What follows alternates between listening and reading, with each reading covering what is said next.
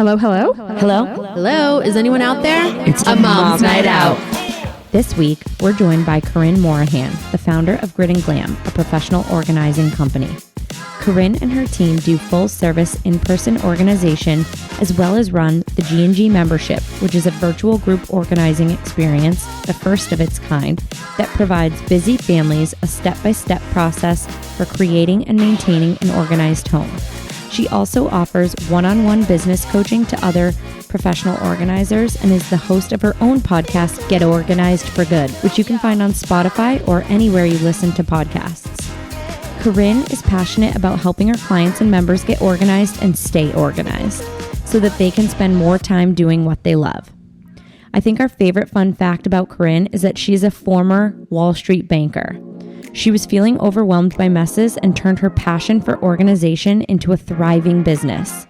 She lives just outside Boston, Mass. With her husband and 2 children, and we can tell you firsthand that this woman practices what she preaches. And guys, she has some goodies for you. For those of you who are local, that means in and around Boston, and want to explore in-person organizing, Grid Glam is offering our community a free consultation. That's a $150 value. All you have to do is use the code MNO Consult on her website. We'll make sure to include the link on where to reach out in the show notes and on our Instagram stories.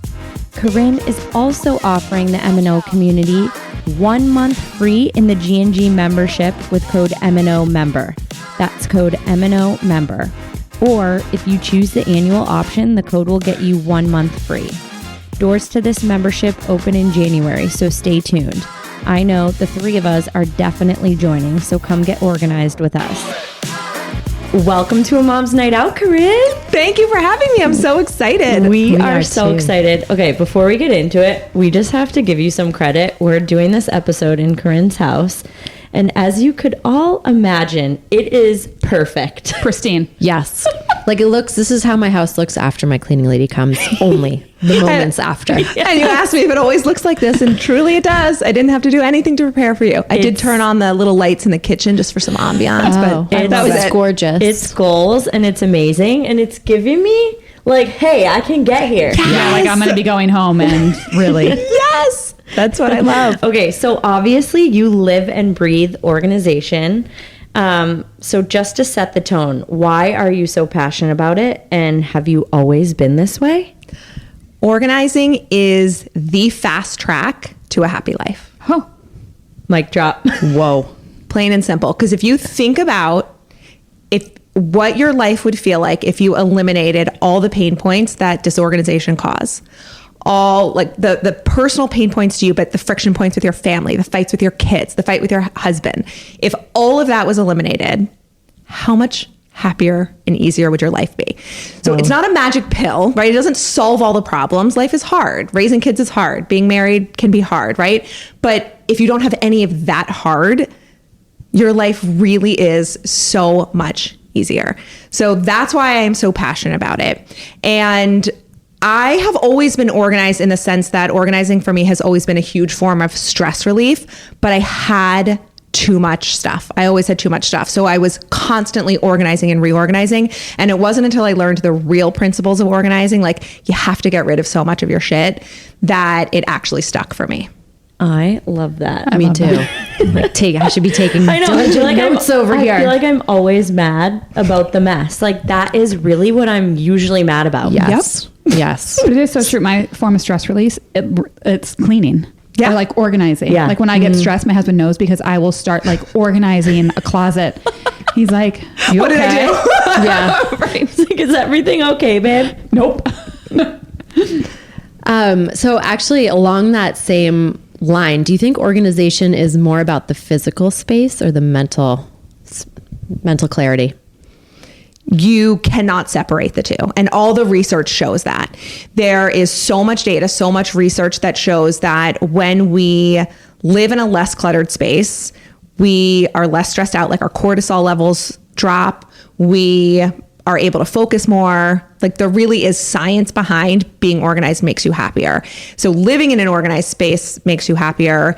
And the act of organizing can also be a huge stress relief. So But I always feel it like all of our, like, we want to feel good, right? We want to be happy. Isn't that like always the goal? But I'm sure all of us have been like therapy for years, and you're trying to do all these things to like work on your mind and your mindset. And it's hard. It is so much easier to start with the physical. So that's why I feel like it is such a great starting place. Like, start with your physical stuff. It's not easy, but it's easier. And then once you have eliminated all of the physical pain points and you live in a house that's not cluttered and you don't have visual clutter around and you have so much more clarity of thought and you're just less stressed, then you can start to deal with all your mental problems, which haven't gone away. They're still there, but they're just that much easier to deal with. It's so true. It's even like when you're starting your workday, I feel like I need a clean space to sit down at my computer and start my workday. Yeah. Otherwise, I'm putzing around and picking things up and... Yeah, totally. All right, so we're bought in. We want to be organized.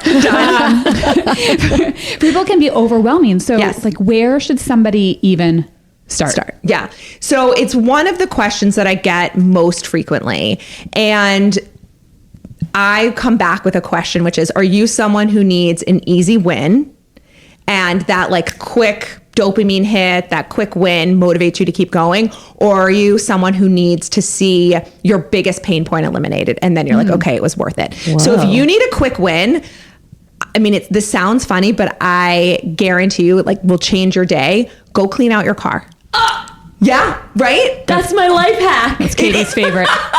It makes your day and your life and your week so much easier. Yes. So like, throw out the trash, restock it, fill it up with gas, get a car wash, wipe out the seats. Like, that's an easy win that just makes you feel like you are on top of your life. Oh my God. If you are someone though, where you're like, okay, great, my car is clean, but like my life is still a dumpster fire, then I would say, really think about what is the biggest pain point in your day-to-day. For a lot of people, it's their kitchen. Kitchens are the hardest spot to organize. Even as professional organizers, when we go into clients' homes, they are the space that take us the longest, even more so than like an attic or a garage. Kitchens are tricky because there's so much stuff that we're fitting into a small space.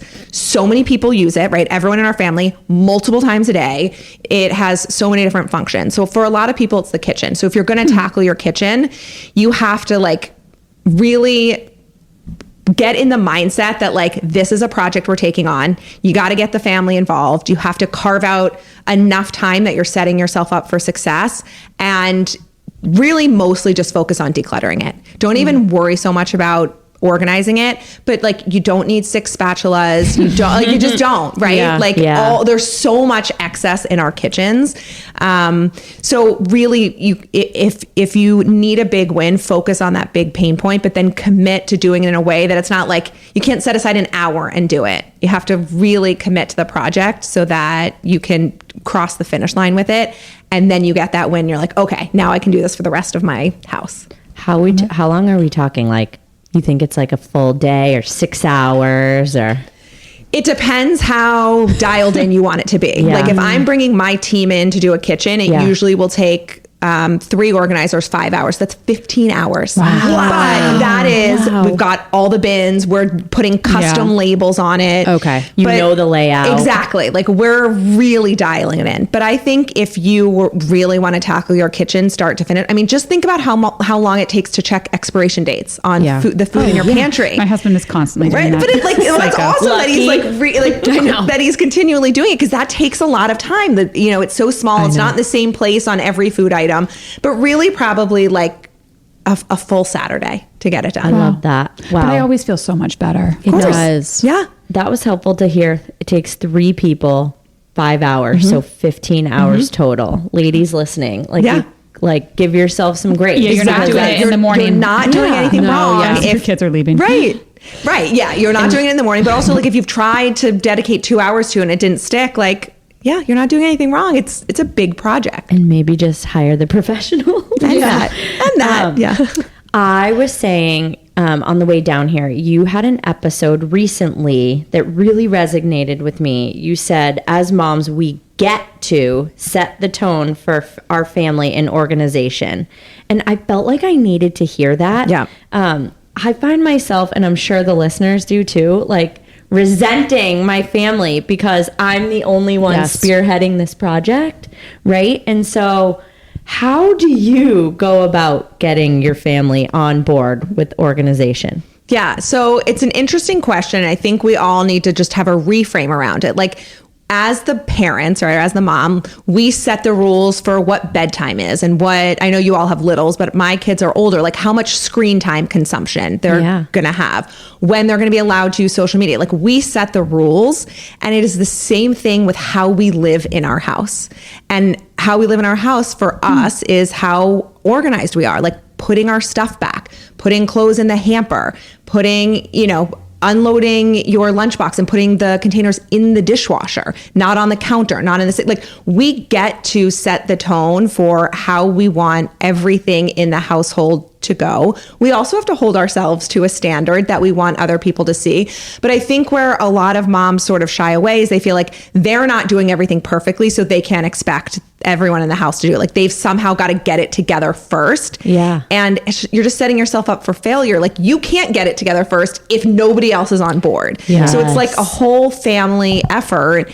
But at the end of the day, like, you are in charge. You are the boss. Like, if you want things done a certain way, set that expectation. And I think what is hard is, as moms and as wives, we don't want to nag our kids and our partners all the time. So we come at this from the perspective of like, this is one more thing we're making them do, and why are, and we're being so uptight. But if you just sort of extrapolate it out many years, we're actually giving our kids an incredible skill set to be able to know how to run a household, how to be organized, how to be a good roommate, how to be a good partner. Like, this isn't something that we're punishing our kids with. It's actually another life skill set that we're giving them. It doesn't feel like that a lot of times in the moment, but really that's what it is that we're doing. So if you can think about it from that lens, as opposed to like making our kids do something hard and they're just kids and we should let them have fun and be free, which we should, because they are. But like, this is a part of,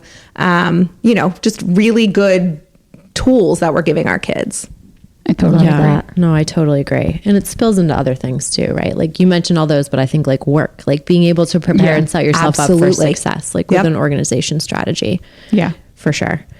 How does emotional attachment to belongings impact the decluttering process? I know I'm guilty of that sometimes. And what can someone who is struggling with emotional attachment to items do to work through this? Yeah, so it's a great question. Before I started my business, or as I was first starting it, I thought that was going to be the hardest thing for people, was the emotional attachment. It's actually not the hardest thing. The hardest thing is finding the time, making it a priority. And then comes the emotional attachment piece. And so, I would sort of ask yourself, like, what's the end game? If everything is special and you have an emotional attachment to it, okay, like, let's play out the scenario. Yeah. So everything that comes into your home is always going to stay in your home. Like, you're going to, you're going to live in a landfill eventually. Like, seriously. Yeah. So I always say, if everything is special, then nothing is special. Yeah. Like, it is not true that everything is special. Oh. And really think about the things that do have meaning to you. And if there are, things that have, you have your grandmother's lamp, for example, but it's like in the attic, but you can't get rid of it. Like, if it's that special to you, put it out. Yes. Get it refinished. Buy a new lampshade for it. You have beautiful china that you've been given, but like, you don't want to use it, but it's like so special you can't get rid of it. Why aren't you using it? Because it's going to get faded if you put it in your dishwasher. Who cares? It's sitting in your basement, not being used. Like, really use the things that are special.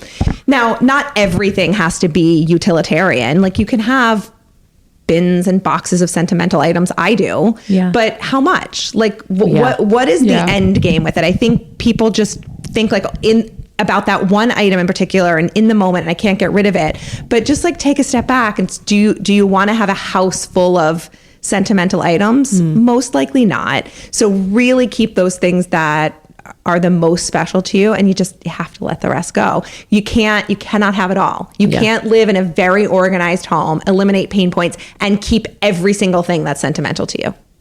Yeah. No, I'm like, is my husband listening to this? Please, honey, listen. I'm going to get very specific. Yes. So do you have a favorite organizational product Like one you use in all of your jobs? Yeah, I think our Lazy Susans or turnstiles, like the acrylic, the round ones are amazing because like in my house, if I think about, I have them in my kitchen. I have 4. Some are holding spices, some are holding oil, some are holding our medication. But we just did a full house move-in over the weekend. We use them in the laundry room. We use them on the desk to corral all the like office supplies.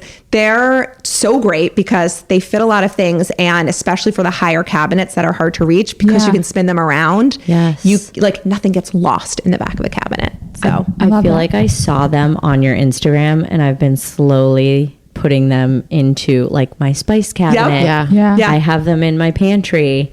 But I got that idea from you. Oh, I love it. Yes. Yeah, they're fun. I just love the Container Store whenever I go I know, there. I know. I can't. It's very motivating. It is. It's a happy place. Do you have anything else that you use a lot, like in your jobs? So the other thing is, it's not a product, but labels. Yes. A label maker. Yeah. And labels are so helpful because they don't just tell you where to put things back, but they tell everyone else in your family where things belong. And so before I started my organizing business, I spent a year decluttering and organizing our whole house, and I labeled everything. And my husband was like, do we live in a kindergarten classroom? Yes. Like, Yes, right? we do. Exactly. We do. And it did feel a little odd, but now all these years later, it's like, that is the secret to keeping things When organized. everything then has a home and you know exactly where it's supposed to Exactly. go. Not Exactly. to harp on men, but I always joke that like my husband is categorically challenged. Oh, and I'm yes. like, Yeah. this is the bin Yeah. of this. Why did you put that in there? Yeah. It doesn't go. Yep. So labels would solve that. Yeah. See, my problem is he drops it just before the bin. And I'm like, we were so close. So close. Yeah. I'm like, why? So close. Okay, so how does someone with a busy schedule, hello, all of us, all yeah. moms, I think, stay organized? Like, how do you stay organized? Let's say you organize your house. How do you stay organized? So what I would say is, as a busy mom, how do you not make the time to get and stay organized? Like, Ooh. how can you not do that when you know it will make your life so much easier and that everything will go more smoothly? so true. It is an investment in time to get organized, but it requires very little maintenance to stay organized. And that initial investment is hard to carve out, right? Like there's no, I can't make that sound easier than it is. Like it takes a lot of time and effort, but staying organized, especially the older your kids get, the easier it is. And so it really is just about having, so I always talk about my Sunday reset, which is our process on Sundays to get our house or, back to its baseline and set us up for the week. I also really do like mini daily resets, which for us looks like just never leave a room messy, right? Like when we all wrap up, we're in my living room now, I'll put the pillows back where they were. Yeah. So like, because we're done in this space, I'll wrap it up. So this space will, it will remain neat. But for many people, like they're not going to do that. They're just going to do it once a week. So if you carve out some time on a Sunday to just like retidy everything up, and there's a few other things that we do on Sunday to sort of like set our week up for success. But it's like with anything in life, like, you lose the weight after the baby, you're in shape, like you still have to maintain that, right? But doing the maintenance of the working out and eating well is so much easier than getting there in the first place. But it's just about having a plan and a program and a system to do it. Are you someone who cleans your kitchen every night before you go to bed? Oh, yes. That has been life-changing. That really for me. has. yeah. I for can't me go to too. bed without a clean kitchen. Right? But so I'll share the story because my friend used to think it was so weird.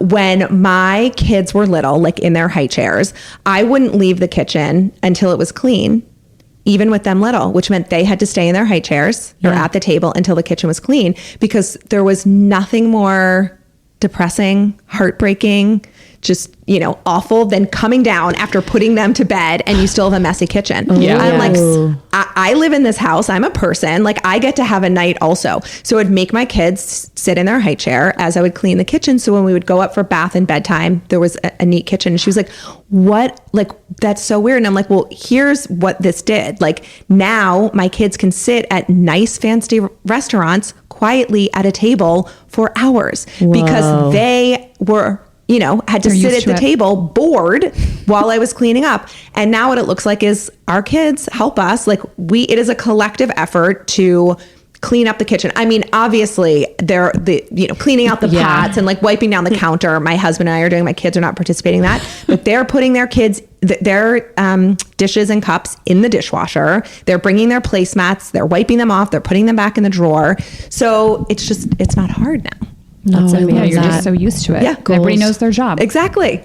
I know. I definitely leave it until after bedtime a lot of nights. And you're right. It is like depressing to come down. Yes. I agree. No, it's the last thing you want to do. I know. I'm going to try to switch that I'm up. gonna do it like a before we chore. go upstairs and And do I'm like, if bedtime. I have to suffer through this, so do you. Yeah. I love that. And we have a lot of listeners with little kids. So Yeah. maybe they can implement that now. When my husband is around, we divide and conquer. So one does tubs and showers. Oh, and and one does one does kitchen that. cleanup. Yeah. Which is good nice too. It is nice is to clean a nice. kitchen, like put on your music or Yeah. talk on the phone and with your AirPods when like no one else is in the kitchen. I know. get that too. Right? That's Yeah. like, it's actually like the treat. Right. It is the Are we sick? yes. No, it is the easier part of the deal. Yeah, it is.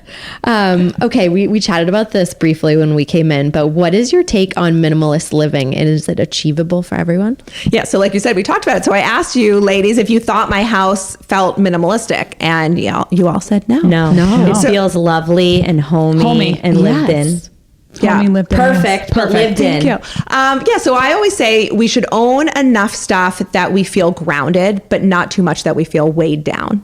Wow. And that's different for each of us. that. So for Yeah. me, I don't feel like this is minimalistic. Other people might come in here and be like, there's not enough stuff around. Like they actually might feel like they want more layers, more blankets, more, decor around. I don't. So I think minimalism is not the goal. If you want to live that way, great. But the goal is to have enough stuff that you feel like you're at home and that it's cozy and you love being there, but not so much stuff that you feel weighed down. Like I feel like I could move to an apartment tomorrow and would not be sad at all to just let everything else go because it fills our home and it's beautiful, but I don't need. You're not emotionally attached. No. Yeah. Yeah, Wow. that's great. No, I love that. Me too. All right. So we did have some listeners say, like, of course, professional organization can be expensive, Yes, right? So it is. There's that initial cost to overcome, both by having to pay somebody or all the bins that come with it. Yeah. People just really fixated on the bins. What do you say for people who, want to explore services and think that like the entry would be the barrier? Yeah, so it can add up. There are also organizers at a variety of price points. Sometimes you get what you pay for, sometimes not. Some organizers just charge less. We are expensive because we really come at it with a design and a decor and a lifetime functionality aspect. So it takes a lot of expertise, and we never upsell for the product.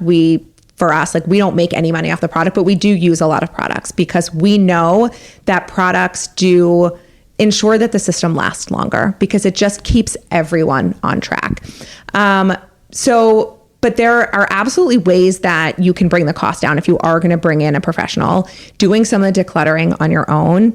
Decluttering can take a long time. So if you can do that piece, which most organizers need you for anyway, like you're really probably not going to hire an organizer and not be involved in the decluttering part anyway. So if you can do some of that on your own, and I know for some people listening are like, but that is the hard part. I absolutely can't do that. No, I get that too. And you can also tell your organizer that you don't want to use a ton of products or that you want them to be on the inexpensive side. Some organizers will absolutely work with that.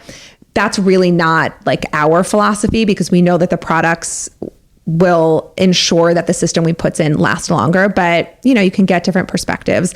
And I also actually run an online organizing membership, which is a low price point. So for people who do want to try doing it themselves without a professional, you could look into my organizing membership or other programs that would just help you do it on your own. I feel like though, when we get pushback on the cost, it's, people are not thinking about the cost to their lives and their stress level by not getting organized. Yeah. And we've had people who have done like our full house move-ins, which are a tremendous amount of money, who have said, and actually it was a husband who gave us this testimonial. He said, it's the best ROI on an investment he's ever gotten. I believe it. Yeah. So recently we finished our garage and we moved everything into a pod. And then I kind of fought my husband on this. He was the one who wanted to get professional organizers to come in and do everything. Yeah. He was 100% right. And I was also like, hey, we had bins. I was like, why can't they just use what we already had? He was like, no, they have to go. Doing it. We're doing that right. I love it. And they decluttered everything. Yep. Everything's labeled. Everything's in the same bin. It's been life-changing. Yeah. Like it's now been, I don't know, over 6 months and the garage is still pristine. It's amazing. That garage, I could not go in the garage. And if you know Mandy, she's probably one of the most organized people you've ever met. Like the garage was too overwhelming. Oh, interesting. We were like, when they showed up, were they laughing? Like, this is going to be easy. It still was an easier job, but I just remember I like fought them and I was like, I can't believe like we're really going to let them go through all the stuff, but it was incredible. And then they just also a plug for professional organizers.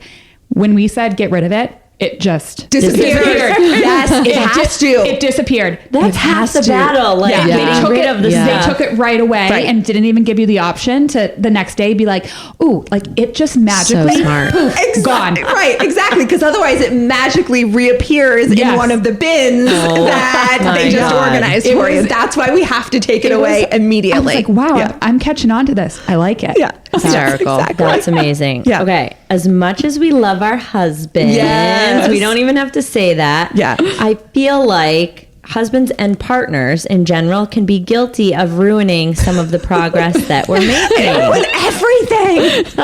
So how do you get your husband on board with organization in shared spaces? Sexual bribery. Yes. Seriously, literally. That's it. No, so for real, that's one option. But I think, when I think about my husband, who is not disorganized by nature, but just like my husband's chill. So he just like doesn't care. Yeah. And I'm like, but I care very much.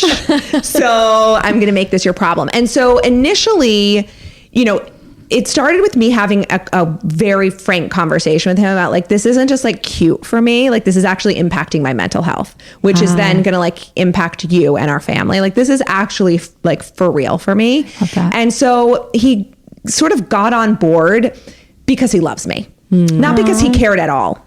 Wait, I love that. I don't think I've ever had that conversation with my husband. Yeah. I mean, that's really, I think where a lot of this stems from is people are like, my husband doesn't care. And it's like, but have you actually told him like how much it bothers you and how much it stresses you out? And like part of the reason like you're never in the mood to have sex is because like you're stressed out all the time. You're the one doing everything. And like the last thing you want to do at night. I feel like this was just a very big therapy breakthrough. Literally. Yeah. Right. So I think just having that conversation, but what is so interesting is, so my husband initially did it just to make me happy, but then he started seeing the benefit to his life outside of our family unit. And there will be times now he'll be like, can you help me like organize my office? Or I need like, I need a new system for this. Like, can you help me with this? Because now he sees that there are so many benefits. So even someone like him who's not disorganized and who's super laid back, really, the more we've lived like this, has seen the benefits to his life. So even if they start doing it for you, which is fine, because ultimately that is for them, because when you're happier, then everybody is happier. Exactly. Totally. And happy mom, happy kids. Yes. But now, like, it started as a joke, but I'm like, there is nothing sexier than like watching my husband do the dishes. So like he cooks dinner almost every night. Like it is like actually a physical turn on. Yes. Right? We were just saying that. On the drive on the way down here, we were like, you know what would be great? Take a picture of the clean kitchen. Like, yeah, like that would turn me on, right? Exactly. I know. And it's like, for any man listening, if you're not getting regular sex or blowjobs, evaluate how much you're actually helping out around the house. Yeah. Do that first and then see. There's no guarantees here, but like you're really moving in the right direction. Willing to bet it will help. It will help. Right. It will increase. It will increase. We make no promises here, but give it a Get shot. some DMs later. So that was regarding the shared spaces, but what about the truly dad spaces? Yeah. So in my house, it's the garage, the basement where he keeps his tools, some of his sports equipment, maybe his side of the closet. Should we care about those spaces? Should we just let them live in it? But really, it's probably all driving us nuts. So how do we approach that with them? You know what's interesting? I have found the more organized we got in our shared spaces, the less I was bothered by the spaces that I didn't see. Like everything feels annoying to you when everything's disorganized. And then I just sort of stopped caring less. So when, like I said, we did this whole process of like organizing every space in our house over the course of the year. And I did do my husband's closet and his nightstand, his dresser, but those are not shared spaces for us. I literally don't care. I don't care. It's not part of my reset. I don't focus on it. Something like the garage or the basement. I mean, the garage is where I come in the house every day. That would bother. Like any space that I am in, that I have to function in, I would consider a shared space. But anything that I don't have to see on a daily basis, I just say, let it go. I like let it that. go. Let it go. Yeah, I need to be better at that. Yeah, like me if it's too. just if it's his side, fine. Sometimes I find myself organizing my husband's closet before I organize Yes. mine. Oh, interesting. Same. Why am I doing I that? don't know. It's like a warm up. Yes. Yeah. Interesting. I do the same thing. Yeah, no. Like I'd like to swap out all my husband's hangers, and I mean sometimes, not gonna lie, I walk in there and I might like fix his shoes and I'm like, why is that shoe next to like I might a little bit, but just because I'm in there. But it's not like there's zero expectation that his stuff close is gonna, the door. Exactly. Just close it. No, on top of his nightstand needs to look neat. Yes. But inside the drawers, I don't care. Whatever. Whatever. Yeah. Okay. We found I like we that. found the places that are dirty in this house.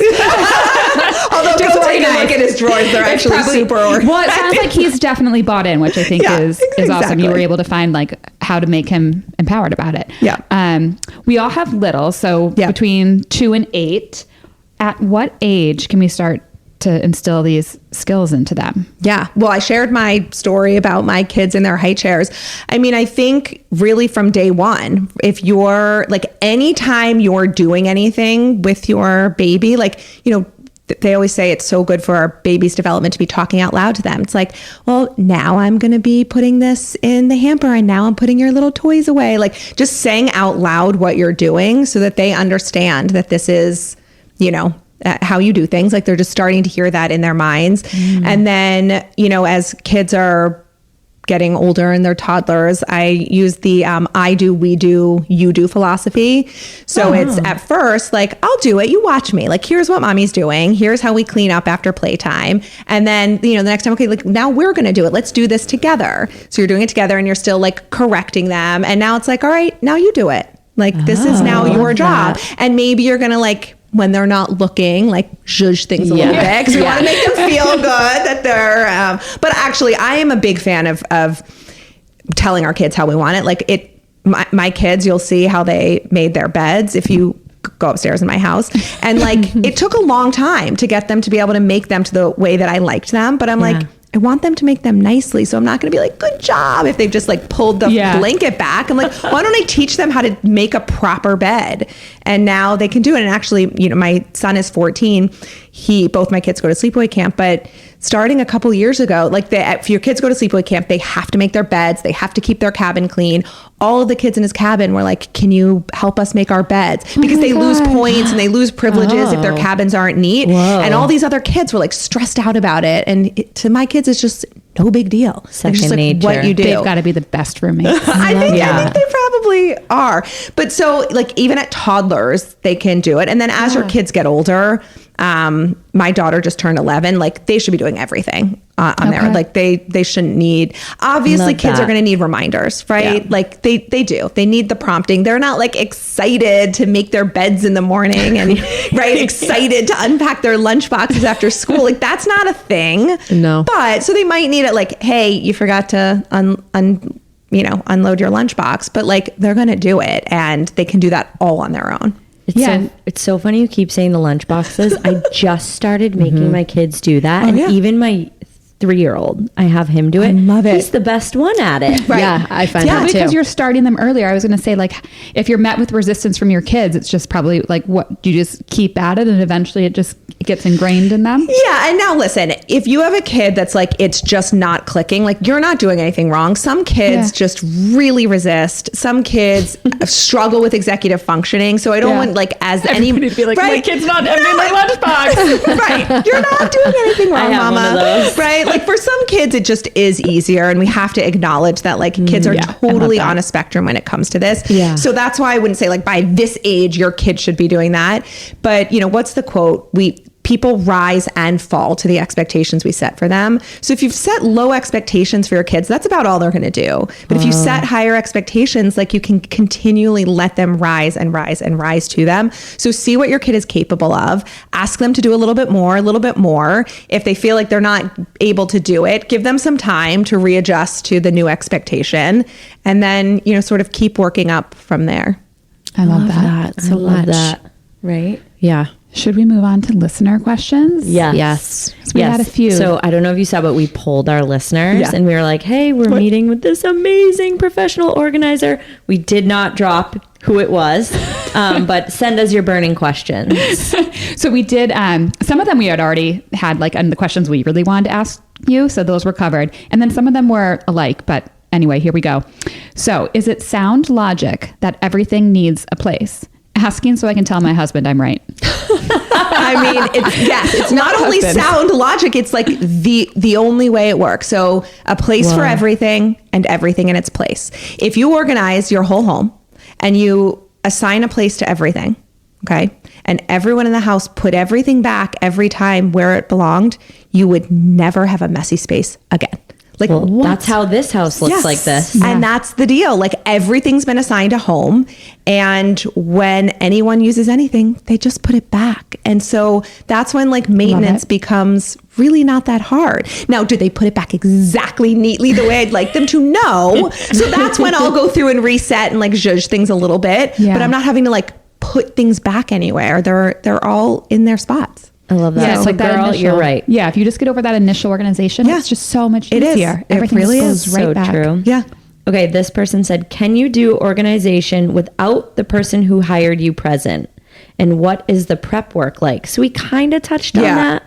But so we prefer to not work with our clients when we're organizing, but we can't declutter without them. Yeah. So most of our projects we bang out in 1 or 2 days. So the first part of the project will be meeting with you and decluttering, like going through everything. So it might actually be like the very first part would be us pulling everything out. And then we will very quickly help you go through everything and say like, keep, trash, donate, right? Like what are the things that we're going to keep in the space? So that piece we need you for. And then the other part of it is really understanding what are your pain points? Like what is so annoying to you about this space and how do you use it? How do you live? Because we want to set up a system that functions exactly for you. We'll also ask you questions. I mean, this is the prep work that happens before on the consultation, but do you need to be able to see everything or it's like it doesn't exist? So if that's you, then we'll get clear bit like acrylic products, right? So you can see everything. I was like, absolutely no clear bins in the garage. Right. Well, that's the thing. And so other people are like, absolutely no clear bins. Like I would never put clear bins in my own pantry because I don't want to see the messy bags and the whatever. Whereas other people are like, if I don't see it, it doesn't exist. Yeah, so we'll have that conversation, right? Like how does your brain work? Who's using the space? How are they using it? But once we've gotten rid of everything with your permission and we know how you want to use the space, we prefer you not to be there and then we will just do it all without you. And I think the majority of organizers work that way. Some organizers will work one-on-one, like organizers that don't have a team, and they'll very much make it a collaborative process between you and the client. But a lot of organizers, because we can just work so much faster. I know, personally, I'm a control freak. So it was wild when I just like gave the control and it blew my expectations like out of the water. Yeah. I could not believe it, but I was like, of course, like everything had a very logical place. And it was nice to have a third party there when you're going through and trying to declutter. Yeah. Because, you know, they're holding up something. You're like, I have no idea why we have a baseball mitt. Nobody in this family plays baseball and it's literally falling apart. Like, yeah, get rid of it. Get rid of it. Exactly. Wild. Yeah. I love that example. It's true. Our next listener question is, what is the best way to hide organized kids' toys that does not facilitate the dump it all out and play method? Yeah, so I saw this question in advance. So it's interesting because I had actually gotten a bunch of pushback when I started posting about how I keep my kids' stuff organized. Like when they were much younger, when I started posting on Instagram, they're like, you're stifling your kids' creativity. I'm like, it's the exact opposite. There's so much research that shows that the less toys kids have, the fewer toys they have, the more creative they are. Yes. But what we don't want to do, and like where there was a thread of sort of reality in this woman's snarky comment, was that we don't want to stifle our kids' creativity and playtime. And so there's nothing wrong with them dumping out all their toys and playing with them that way. Like, we don't want to tell our kids, like, you can't dump that bin out. If that's how they want to play and that's what's fun and that's what's creative, that's great. Where we want to step in is, but then you have to clean it all up. Yeah. Mm-hmm. How do you put it back? So having less stuff in general that they can dump, that's on you, right? So just having fewer things around. And some people do like a toy rotation where they'll, put toys in a bin in a closet or a basement. I'm like far too lazy for that. My whole thing about getting organized is like, how can I be as lazy as possible? Like, I don't want to redo things. I mean, I don't want a toy rotation, but for some people that works. I just prefer to have less, fewer things. So it's having fewer things out, but it's also having very clearly labeled bins. Like, so when my kids were little, and we'll do this in playrooms that we set up, it's like all the cars go in the car bin, and you can put a picture of a car or a label with a car. So the kids can dump them all out. They can dump them all out at the same time if they want, the musical instruments and the cars and the figures, but then they have to be responsible for putting it all back. So I used to say for our playtime, like, if I knew we had an hour of playtime, it was actually 45 minutes, because the last 15 minutes was going to be cleanup until we had to, run an errand or do nap time or whatever it was. Just factor that time in. But you don't actually want to micromanage how your kids are playing. We just want to micromanage how they're cleaning up afterwards. I love this that so much. Yeah. Gosh, that's, again, I needed you like 6 years ago.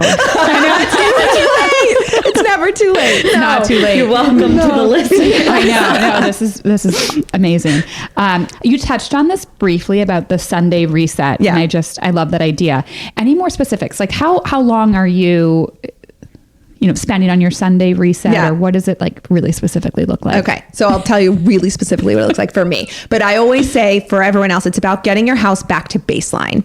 And the more organized you get, the more organized your baseline is, the less time it's going to take you. So you can see my house, right? It's very organized. So what it looks like for me is I will go room by room and just make sure everything's put back exactly how I want it, right? Like, are all the pillows put back, or all the, because we live here, we actually live in this house, in every room, in every space. I'm not sure I believe that you eat in this room, but we do. She's like, this is a model, and I take my client meetings here. Exactly. So we actually live here. So for me, it looks like just going through the house and making sure everything's put back in its spot.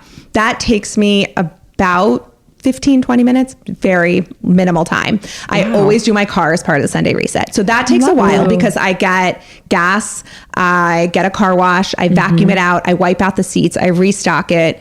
I feel like I'm the only person in the world that like still goes to an ATM, but like I need to like tip my nail technician with cash or whatever.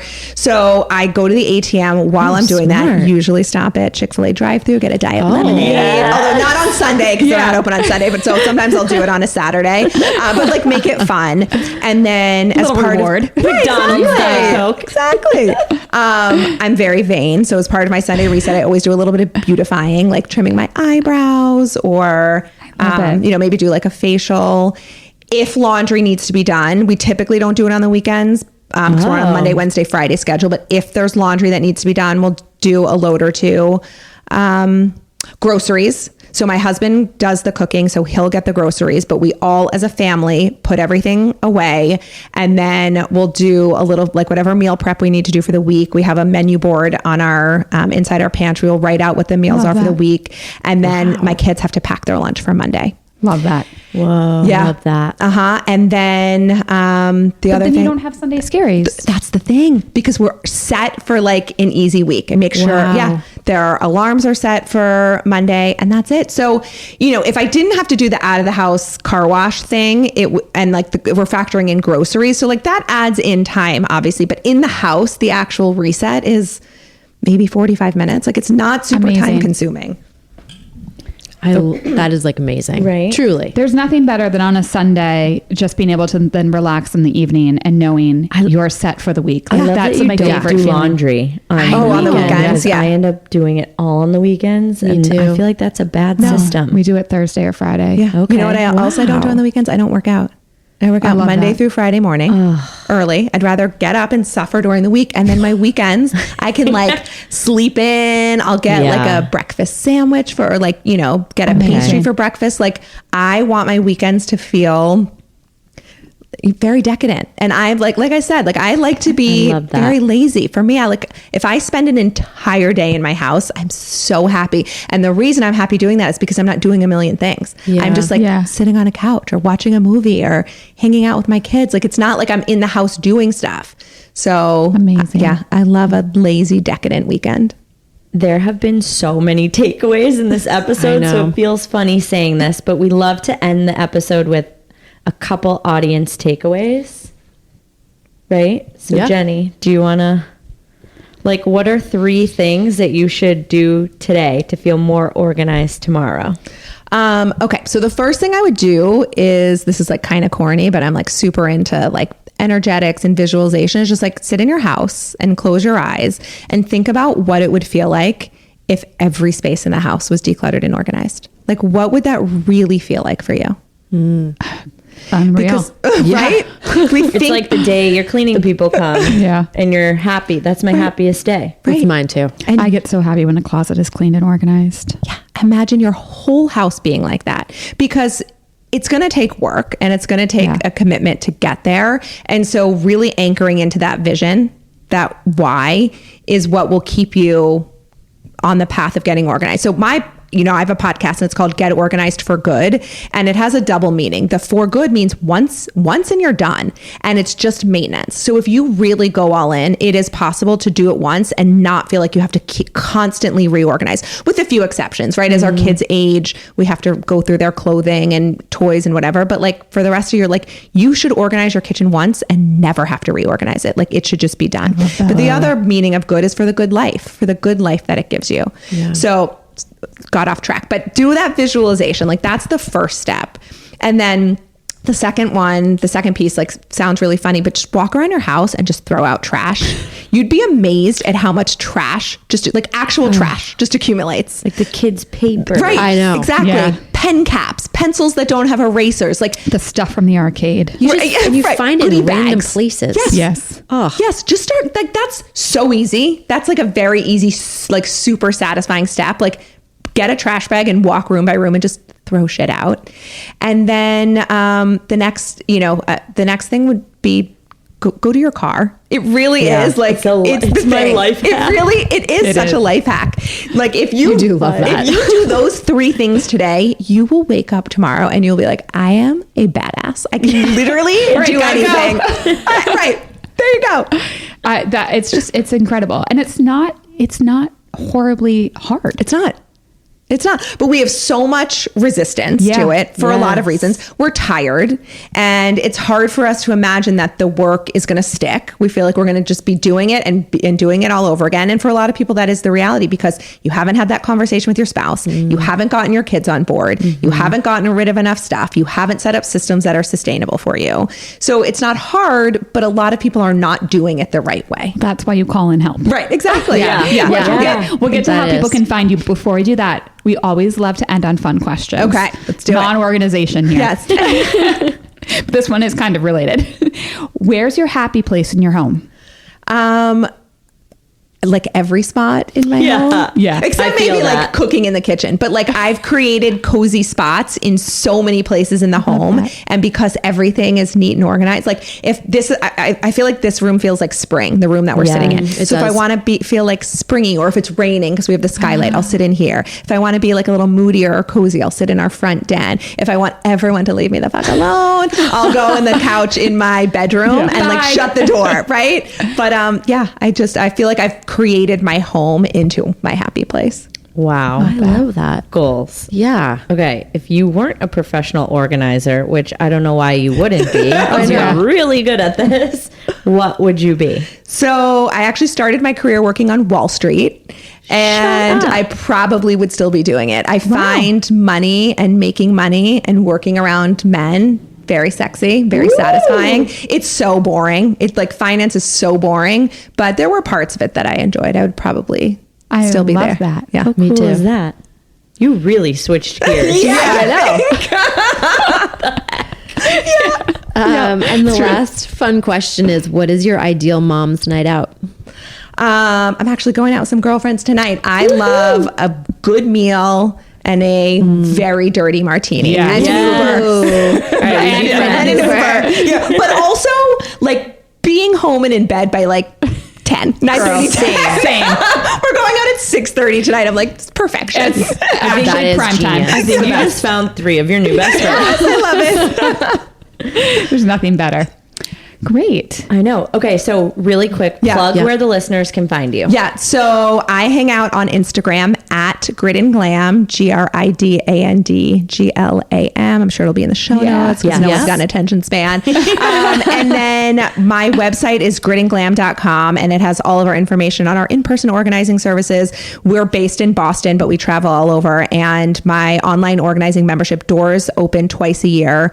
They'll be opening in January. So if you want to learn about that, you can get on the wait list there. I feel like I am definitely signing up for that. Yeah. Me too. Love it.